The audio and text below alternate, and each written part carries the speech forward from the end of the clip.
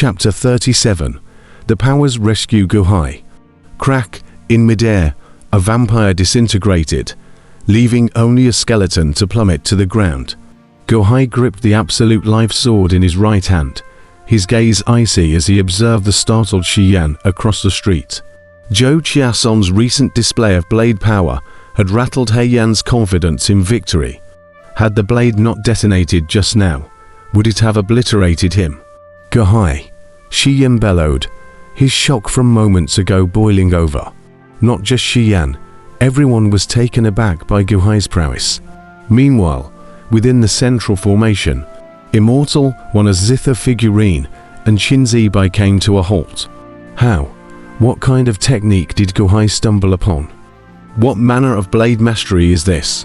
Qinzibai's brows furrowed in bewilderment. Fairy Wunner, on the other hand, appeared slightly agitated. The absolute life blade had consumed the vampire and channeled 1,000th of its power back to Guhai. While it didn't fully restore Guhai's strength, it compensated for 60% of it, rendering Guhai indistinguishable from before. Clutching the absolute life blade, Guhai locked eyes with Xiyan. Xiyan, hehe, dismantle the grand formation. You can't halt me. And, is that Qinzibai within? Inside the grand formation, Qinzibai's expression shifted. Guhai knows I'm here. How is that possible? Despite this knowledge, he dares to approach. Xiyan, however, scowled deeply. How did you find out? Qinzibai, did you leak the information? Ridiculous. Why would I betray us? Qinzibai's angered voice echoed from within the formation. Suddenly, a powerful wind swept in from all directions, heralding the arrival of reinforcements from Dragon Vein City. Who? One after another, mighty individuals ascended a mountaintop, brandishing their swords and fixing cold gazes on the valley below. The sight of the sword intent soaring skyward had unsettled these individuals from afar.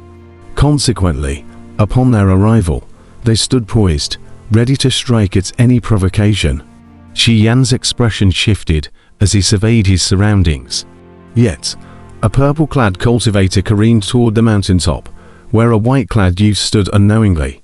Out of the way, the purple-clad cultivator's voice cut through the air. Ignoring the command, the white-clad youth maintained his gaze on the valley. In response, the purple-clad cultivator swung his sword at the white-clad youth and Qingfeng. The blade crackled with nearly 1,000 sword chair, poised to cleave the duo in an instant. Though the white-clad youth remained unperturbed, Qingfeng's eyes narrowed as his hand reached for his sword's hilt. Therein, a greenish light erupted, blinding the surrounding cultivators. Upon their vision's return, Qingfeng had resheathed his greatsword, ignoring the purple-clad cultivator's aggression and focusing on the valley. Boom! Their purple-clad cultivator's sword dipper and sword chair exploded, leaving him wide-eyed with despair. Threads of blood seeped from his forehead as his body split in half and collapsed. Hiss! That is purple-robed elite, at the peak of the Yuanying realm, defeated by a single sword. The surrounding cultivators, initially hostile, fell silent in astonishment. Qingfeng, from Fairy Wunner's lineage. Did he arrive earlier? Li Shenji's eyes narrowed. On the other side, Xiyan's brow furrowed deeply. Someone from your lineage? Qinzibai's tone grew tense. Hey, Fairy Wunner emitted a cold chuckle, withholding comment. A member of Fairy Wunner's lineage. Earlier, Xiyan had plotted against Fairy Wunner covertly, hoping to avoid detection by her lineage. However, Guhai's revelation suggested otherwise, implying that not only did Guhai know, but Fairy Wunner's lineage had stationed guards, anticipating any untoward actions. Qinzibai and Xiyan exchanged perturbed glances. Where's the dragon vine? Is it within the grand formation? Are they attempting to capture it using the formation? There must be something inside the grand formation. Shall we breach it and investigate? The surrounding cultivators, ablaze with curiosity, contemplated breaching the grand formation. Qinzibai, enough games. Is it amusing to linger within the formation any longer? Guhai's voice cut through the tension. With a pointed glance at Shi Yan, Guhai tacitly warned him. Faced with no further option for concealment, Shi Yan reluctantly acquiesced. Originally intending secrecy, now their plans lay exposed. Qin Zibai seethed with frustration. Boomed Qin Zibai swept his sleeve, dispersing the grand formation's remnants. As the dust settled, Qin Zibai, Feriwana, and her Zither figurine emerged unscathed. Guhai breathed a sigh of relief at the sight of Feriwana's safety. Where's the dragon vine? Wasn't it inside the grand formation? Feriwana, Qin Zibai, why no sign of the dragon vein? The surrounding cultivators grew anxious. Qin Zibai scanned the mountaintops and addressed them solemnly. Gentlemen, did you come for the dragon vein? Indeed, rumors circulated in Dragon Vein City of a dragon vein's presence here. Qin Zibai, what gives? A red-clad cultivator demanded. All eyes turned to Qin Zibai. Qin Zibai shook his head with a cold laugh. Dragon vein. I see. You've all been deceived. How could there be a dragon vein here? The crowd's expression soured. Months of observation had revealed no changes to the landscape, dispelling any notion of a dragon vein. No dragon vine. Their crowd's dispositions shifted from eager anticipation to frustration. Had they been duped? Qin Zibai noticed the waning interest in the dragon vein and smirked. His gaze fixed on Guhai. Guhai, we meet again.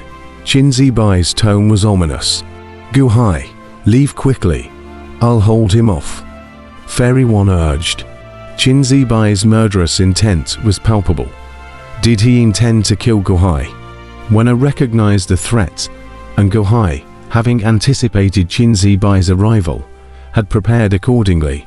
Guhai's allies, reinforcements from Dragon Pulse City, sprang into action. A gold-clad figure, his visage grotesque, intervened, deflecting Qin Zibai's lethal strike aimed at Guhai. The sudden interference surprised Li Shenji and irked Qin Zibai, yet the surrounding cultivators seemed to unite in Guhai's defense. One fairy could see it. How could Guhai not guess it? Even before he arrived, Guhai anticipated that he would have to face Qin Zibai. While facing Shi Yan, Guhai could intimidate him for a brief period, preventing him from acting recklessly. However, Qin Zibai was a different story. As a member of the Middle Heavenly Palace, even though he was only a beginner, he was overwhelmingly powerful, and Guhai couldn't resist him at all. In the past, during the incident in Chaos City, the Great Han Dynasty's influence provided some protection. But now, without that support, Guhai's abilities alone couldn't match up against the Middle Heavenly Palace. Moreover, Guhai knew that Qin Zibai harbored a grudge against him, and would seize any opportunity to eliminate him, allowing Daiwan to easily take over his city. Therefore, before coming here, Guhai expected that Qin Zibai would attempt to kill him. However, knowing that Feriwana was in danger, could Guhai simply ignore it? Even if he had foreseen the danger, he couldn't abandon her. Thus, Guhai came prepared, thanks to the warning from Longwenyu. Hurry up and go, Guhai, Feriwana urged anxiously. Hey, you only want to leave now. Isn't it too late? Qin Zibai sneered. Qin Zibai then turned to Shi Yan, taunting. Hey, Shi Yan, are you scared of Guhai? HMPH, Guhai's previous success was just luck. I'm not afraid of him, Shi Yan retorted confidently. Is that so? Hey Yan, care to face my circumstantial 3 once more? Guhai's voice dripped with menace as he stared at Shi Yan. Shi Yan's expression twitched with uncertainty. Qin Zibai intervened. No need for He Yan to trouble himself with Guhai. He should focus on stopping Feriwana. And as for Zhou Chesan, I'm curious to see how he'll fare before he dies. With determination, Qin Zibai stepped forward, exuding a terrifying aura that seemed to crush everything around him. The bones of defeated vampires crackled under the pressure, creating a chilling atmosphere. But Guhai remained unfazed, wearing a cold smile.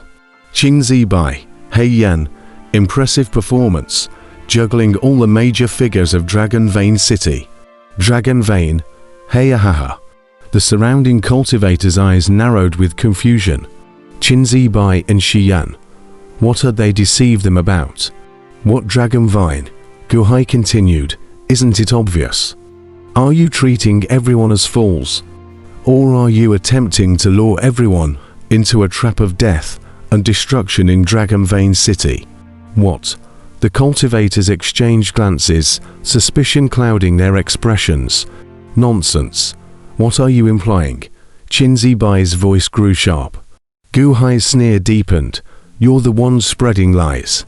The supposed Earth Dragon Vein here isn't a natural phenomenon. It's merely a ruse concocted by He Yan.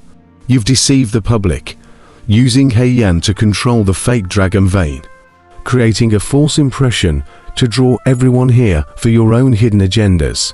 The cultivators erupted into murmurs, doubting the authenticity of the Dragon Vein. You're the one spewing lies, Guhai. You're asking for death, Qin Zibai roared. In the midst of his rage, Qin Zibai swung his sword at Guhai, aiming to cleave him in two with a blinding white light. Bastard, dodge, Fairy Winner cried out. But just as the sword descended, a golden chain descended from above, intercepting Qin Zibai's strike. The collision sent shockwaves rippling outward, uprooting trees and sending debris flying. Yet, Guhai remained unmoved, a faint smile gracing his lips. As anticipated, someone had intervened. Who dares to interfere? Qin Zibai's eyes blazed with anger.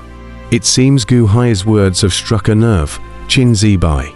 Hurrying to silence him won't solve anything, the gold-robed man remarked with a cold smile. Li Shenji, watching from afar, scowled in annoyance. He had expected Guhai's demise at Qin Zibai's hands.